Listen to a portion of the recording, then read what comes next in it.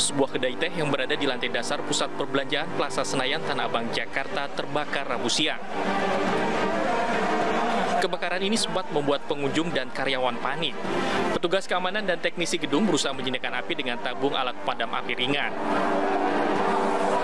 Petugas pemadam kebakaran yang tiba di lokasi tetap melakukan pendinginan guna memastikan api benar-benar padam. Diduga kebakaran disebabkan hubungan arus pendek listrik. Trafonya itu terbakar, jadi menimbulkan asapnya hitam. Gitu. Jadi di gedung itu, di area yang terbakar itu penuh dengan asap. Gitu. Itu di lantai berapa, Bang? Ya? Lantai berapa? Itu di lantai dasar. Ya, lantai dasar. Itu pun juga sudah ada penanganan dari pihak gedung. Tidak ada korban jiwa maupun luka dalam peristiwa kebakaran, namun kerugian ditaksir mencapai puluhan juta rupiah. Dari Jakarta, Rani Sanjaya, iNews melaporkan.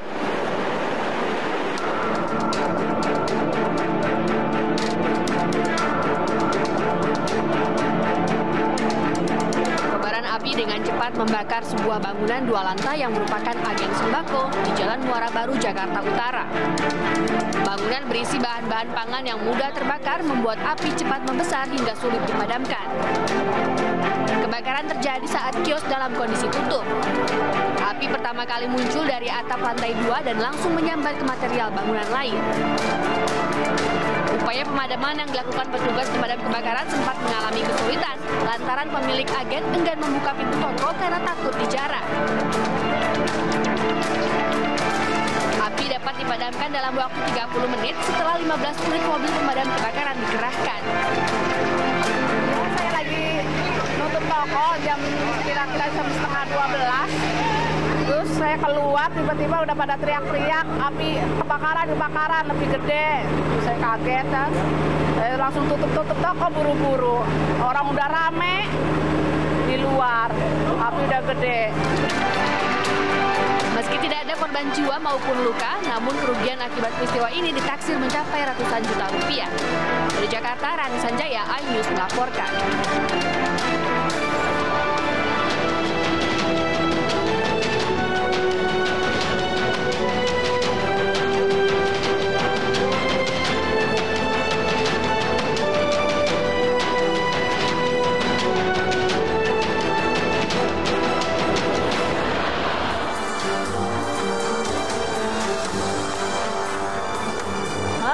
Selamat pagi pemirsa, selamat datang di Lapor Polisi. Anda lapor, kami sampaikan. Sebuah program yang bertujuan untuk wadah, untuk aspirasi, keluhan, laporan dan apresiasi kepada pihak kepolisian di seluruh Nusantara. Bersama saya Arlisa Hadidan. Dan juga saya Aldi Hawari. Selama 1 jam ke depan kami juga akan membahas sejumlah topik hukum dan kriminal yang menjadi topik hangat pembicaraan masyarakat di sekitar kita dan juga di media sosial.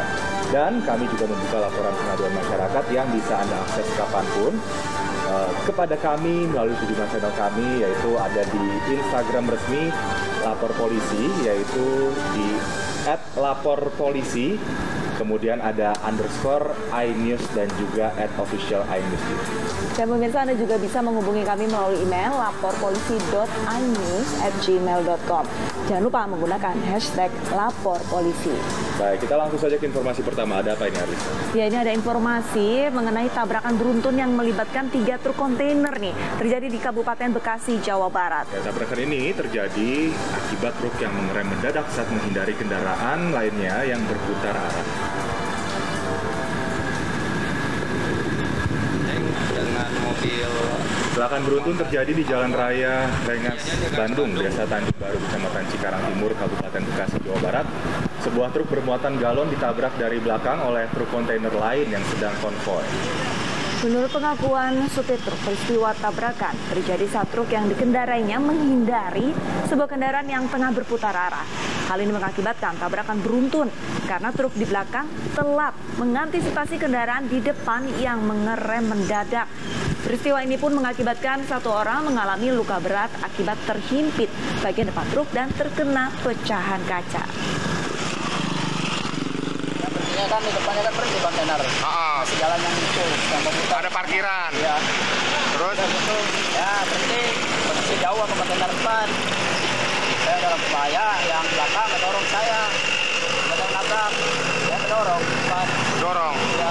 berapa mobil Bang yang ini? Ya, yang belakang 2. Kalau yang belakang doang. Berarti ada 3 mobil yang ini? Ya, 3 mobil.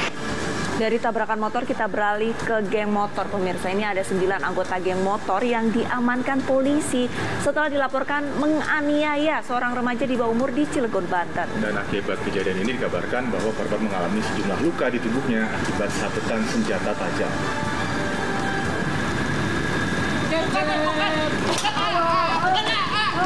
Dalam rekaman video amatir, terlihat korban diserang sejumlah pria yang diduga sebagai geng motor di kota Cilegon. Dalam aksinya, pelaku menyerang korban dengan menggunakan senjata tajam. Polisi akhirnya menangkap 9 orang dan menetapkan 5 orang menjadi tersangka dan 2 diantaranya ternyata masih di bawah umur. Sementara 4 anggota geng motor lainnya dilakukan pembinaan karena tidak ikut melakukan penyerangan terhadap korban. Menurut keterangan polisi, pelaku dan korban merupakan anggota geng motor yang saling menantang melalui siaran langsung media sosial. Saat itu, 2 rekan korban berhasil melarikan diri, sementara korban mengalami sejumlah luka sabetan senjata tajam karena dianiaya oleh para pelaku. Saat ini, korban masih menjalani perawatan intensif di RSUD Cilegon dan mendapatkan 10 jahitan di tangan kanan, imbas tebasan senjata tajam dan 5 jahitan di bagian perut sebelah kanan.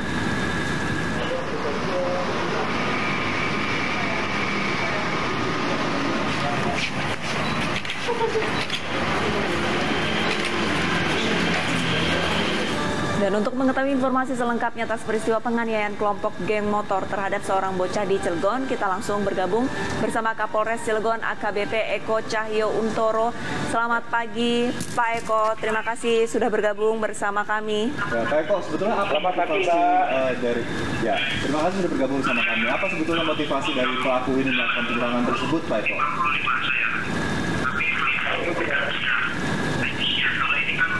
Ya, Mbak. Ya, saya ulang pertanyaannya ya, Pak Eko, sebetulnya apa motivasi para pelaku melakukan aksi penyerangan tersebut, Pak? Pak Eko mendengar suara saya, Pak? Agak kurang keras, Mbak. Oke, Pak Eko, untuk motifnya sendiri ini para pelaku menyerang korban ini apa, Pak? Terima kasih Mbak, Mas. Untuk motifnya yaitu adalah salah satu cuma popularitas antara geng motor satu, yaitu geng wok-wok sama geng gege yang ada di kota Cilegon. Jadi ini adalah gengsi antar geng, bisa dibilang gitu ya. Berarti ini ternyata juga masih ada beberapa pelaku tadi di bawah umur ya harusnya. Iya, dan untuk pertempuran antara geng dengan geng ini Pak, ini apa sudah berlangsung cukup lama atau baru pertama kali mereka lakukan di kota Cilegon, Banten, Pak? Jadi untuk kejadian ini baru pertama kali yang ada di Cilegon. Tetapi mulai sekarang sudah mulai tumbuh banyak geng-geng motor yang ada di kota Cilegon.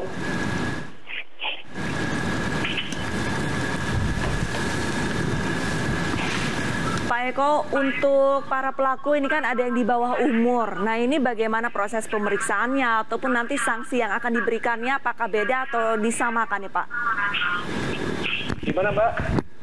Para pelaku kan terdapat ada yang masih di bawah umur. Untuk pemeriksaannya sendiri dibedakan atau tidak, Pak? Tadi dibedakan karena dia di bawah umur, Mbak. Untuk tersangka sendiri ada 5 tersangka, 5 tersangka dan 4 wajib lapor. Karena yang 4 ini hanya mengantarkan yang 5 tersangka ini ke TKP dan untuk menyerang kepada korban. Untuk korban sendiri masih usia 15 tahun. Untuk lukanya ada di bagian kepala, tangan, dan paha. Oke, Pak Eko, ini kalau kita mengantisipasi ya agar tidak terjadi kejadian serupa, apa imbauan kemudian yang disampaikan kepada masyarakat dan mungkin sebagai bahan pembelajaran juga nih Pak untuk generasi muda di sekitar Cilegon, Banten agar tidak melakukan aksi yang sama begitu? Oke, terima kasih. Jadi begini, kami menghimbau kepada seluruh masyarakat, orang tua, para guru, tokoh agama, tokoh masyarakat untuk bersama-sama menjaga anak kita, mengawasi anak-anak kita agar tidak terlibat dalam pergaulan bebas. Ini semua adalah tanggung jawab kita bersama. Oke, baik. Ini semoga didengarkan oleh para remaja yang saat ini tengah menonton ya program kita pada pagi hari ini. Semoga tidak terulang lagi aksi saling serang karena gengsi geng motor ini. Terima kasih Pak Eko Cahyo atas informasinya. Terima kasih, Mas. Salam sehat Pak. Salam presisi. Baik, kita akan ke informasi selanjutnya. Ini terkait dengan ricuh yang terjadi. Ada emak-emak pedagang berkelahi di alun-alun Majalengka, Jawa Barat. Diduga perkelahian ini dipicu rebutan lapak jualan di antara para pedagang.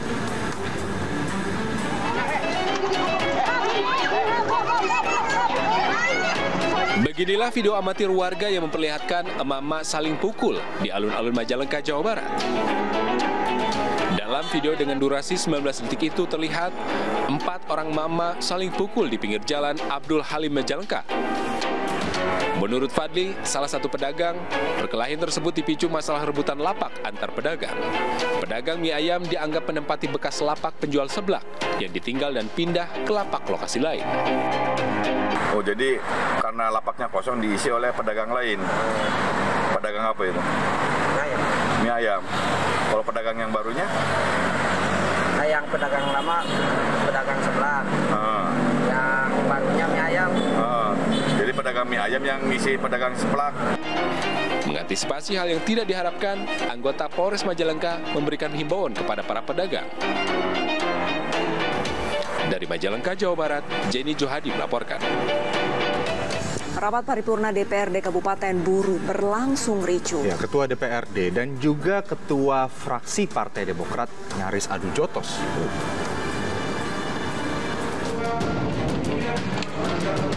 Ketua DPRD Kabupaten Buru dan Ketua Fraksi Bupolo asal Partai Demokrat nyaris adu jotos saat rapat paripurna penyampaian pendapat akhir fraksi serta laporan pertanggungjawaban APBD tahun anggaran 2021 tengah berlangsung. Dalam rekaman video, 2 wakil rakyat tersebut saling serang dan hampir saja baku hantam. Beruntung wakil rakyat yang lain mampu melerai kedua anggota legislatif tersebut. Kericuan terjadi akibat salah satu anggota DPRD, Erwin Tanaya, melempar botol mineral ke arah pimpinan sidang saat berjalan keluar hingga nyaris terjadi adu jotos. Perubahan pimpinan fraksi, yang mana pimpinan fraksi itu yang diparipurnakan tidak sesuai karena apa? Tidak dilakukan melalui partai politik koalisi. Namun kemudian keributan itu terjadi karena mic sudah dimatikan, tidak diberi kesempatan untuk beta mau bicara, lalu beta keluar. Guna meredakan emosi di antara 2 anggota DPRD itu, Erwin Tanaya langsung dibawa keluar dari ruang sidang. Dari Ambon, Maluku, Nurdin Abdullah, iNews melaporkan. Demo tolak pengukuran lahan PTPN 14 di Nrekang, Sulawesi Selatan berujung bentrok polisi dengan warga. Belasan warga mengalami luka-luka.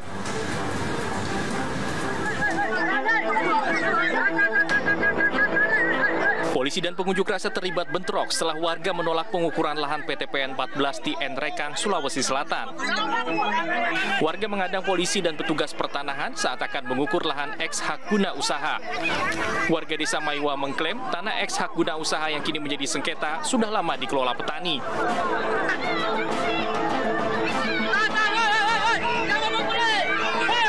Penyelenggara negara mengelola lahan milik negara, karena itu bagian dari korupsi, tahu? Di sana yang harus diukur yang tanah kosong dikelola oleh bupati dan kawan-kawan, itu yang diselesaikan dulu. Sama pejabat. Karena itu tidak berhak siapapun namanya penyelenggara negara, pejabat negara untuk mengelola untuk apa?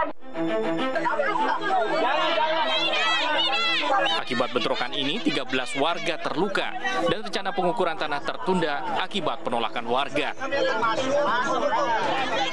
Dari Nrekang, Sulawesi Selatan, Jufrito Napa, iNews melaporkan.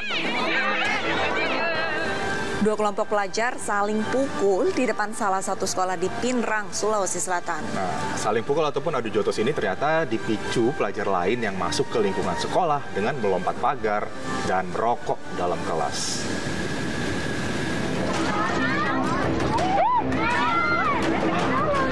Adu jotos antara dua kelompok pelajar terjadi di depan salah satu SMA di Pinrang, Sulawesi Selatan. Perkelahian membuat pelajar lainnya histeris hingga ada yang nyaris tertabrak mobil. Kejadian bermula saat pelajar lain masuk ke halaman sekolah dan merokok di dalam ruang kelas di jam istirahat. Pengurus OSIS sekolah pun menegur mereka hingga berujung perkelahian. Pihak kepolisian akan kami mediasi, kemudian kami akan panggil kedua kepala sekolah, dalam hal ini kepala sekolah Budi Bangsa dan kepala sekolah SMA 2, dan anak-anak yang terlibat kita akan pertemukan di mediasi, jangan lagi menjadi perbuatan seperti itu. Peristiwa perkelahian ditangani Polsek 242. Pihak dari kedua sekolah akan dipertemukan untuk dimediasi.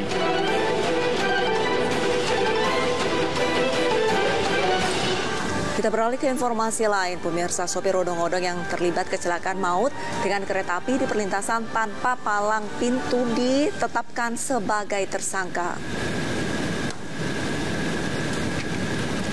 Dari keterangan saksi, saat berkendara, sopir odong-odong memutar musik dengan suara yang cukup besar.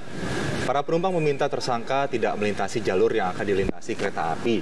Namun, sopir tidak mengindahkan peringatan para korban tersebut. Tersangka diketahui tidak memiliki SIM A dalam mengendarai roda 4, sehingga dapat dikualifikasikan tidak cakap dalam berkendara. Sesuai dengan alat bukti yang telah dikumpulkan, dilakukan penahanan selama 20 hari ke depan. Sejak hari ini juga pasca penetapan tersangka, maka terhadap saudara JL telah dilakukan penahanan selama 20 hari ke depan, sehingga dapat diperpanjang untuk masa 2 kali 30 hari penahanan. Seperti itu. Baiklah, jangan kemana-mana, usai jeda kami masih akan kembali dengan informasi terkait Polres Pelabuhan Belawan melepaskan tembakan gas air mata kedua kelompok remaja yang terlibat tawuran di Medan, Belawan, Sumatera Utara. Informasi selengkapnya akan kami hadirkan usai jeda.